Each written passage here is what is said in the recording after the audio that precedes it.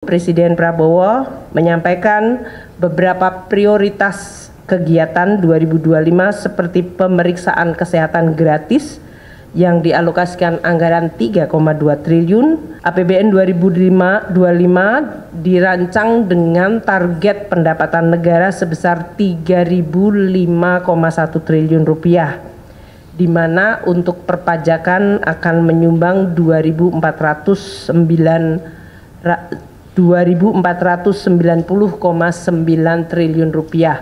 Itu untuk pendapatan perpajakan. Pendapatan negara bukan pajak akan mencapai 513,6 triliun rupiah dan hibah 0,6 triliun rupiah.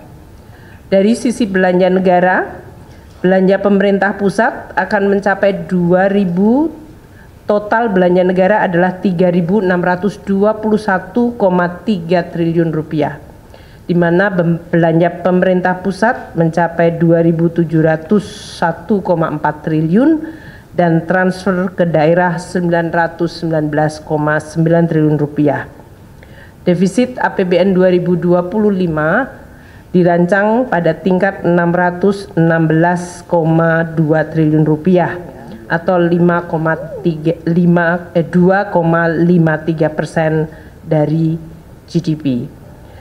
Belanja pemerintah pusat akan mendukung prioritas pembangunan seperti yang disampaikan oleh Presiden, yaitu melakukan swasembada pangan, swasembada energi, pelaksanaan program makan siang gratis, pendidikan dan kesehatan, serta pelaksanaan perlindungan sosial yang makin tepat sasaran.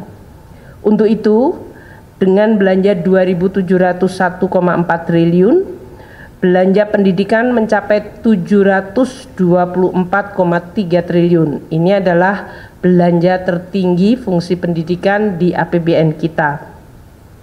Untuk kesehatan 218,5 triliun rupiah, perlindungan sosial mencapai 503,2 triliun rupiah, dan untuk ketahanan pangan mencapai 144,6 triliun rupiah. Program makanan bergizi yang dialokasikan anggaran 71 triliun rupiah diharapkan akan dapat meningkatkan perekonomian di daerah dan terutama di desa-desa di dalam rangka untuk mensuplai kebutuhan program makan siang bergizi. Dengan demikian, program makanan bergizi disertai dengan dana desa yang sebesar 70 triliun rupiah akan bisa menggerakkan desa dengan volume aktivitas dan juga volume uang yang meningkat.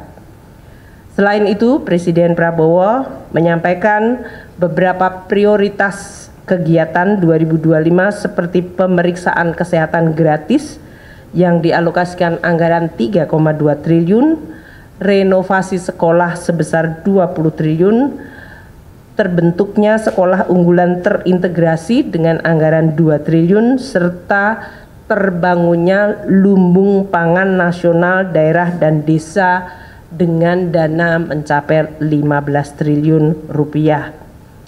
Untuk APBN 2025, transfer ke daerah mencapai 919,9 triliun rupiah.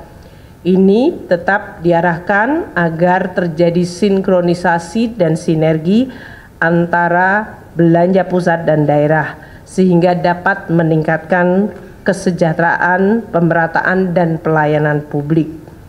Di dalam Undang-Undang APBN 2025 juga telah dimasukkan berbagai undang-undang seperti undang-undang untuk hubungan keuangan pusat dan daerah, di mana daerah akan meningkat dari sisi local taxing power-nya dan juga bisa melakukan pembiayaan yang lebih inovatif.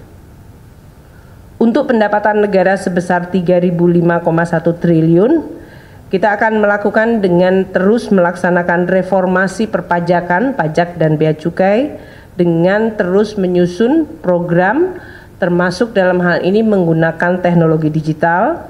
Bapak Presiden terus menyampaikan agar kebocoran penerimaan negara terutama dari tindakan-tindakan ilegal akan terus menjadi pusat perhatian, dan juga dari sisi intensifikasi dan ekstensifikasi dari perpajakan.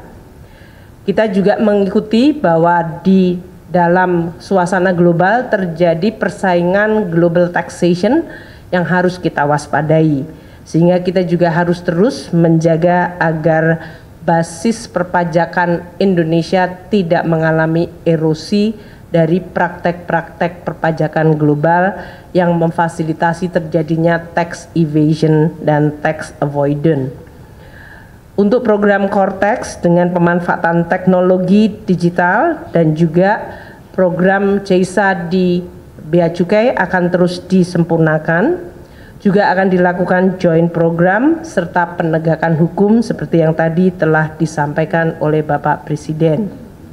APBN 2025 dirancang dengan defisit 616,2 triliun rupiah atau 2,53% dari PDB.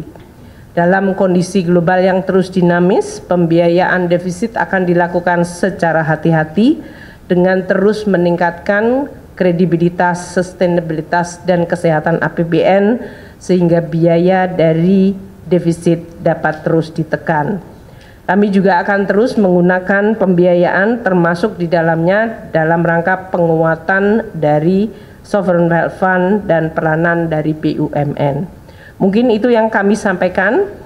Hal lain yang mungkin baru pada penyerahan DIPA tahun ini adalah DIPA atau daftar isian pelaksanaan anggaran dilakukan secara elektronik sehingga tidak ada lagi penyerahan buku. Pak Menko juga mendapatkan semuanya dalam bentuk elektronik yang bisa dipindai dari alat elektronik masing-masing yang kemudian masing-masing kementerian lembaga telah mendapatkan berbagai data yang sifatnya detail dari anggarannya. Mungkin Pak Menko mau menyampaikan dari sisi contohnya.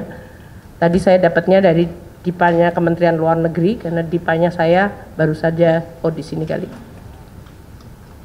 Karena tadi Pak Menlu nggak bisa buka jadi saya bukakan. Ini kira-kira kayak gini bentuknya. Yaitu ada jumlah alokasi anggaran per kementerian lembaga untuk berapa program, berapa kegiatan, dan juga dari satuan unit eselon 1-nya. Demikian yang bisa saya sampaikan. Terima kasih. Assalamualaikum warahmatullahi wabarakatuh.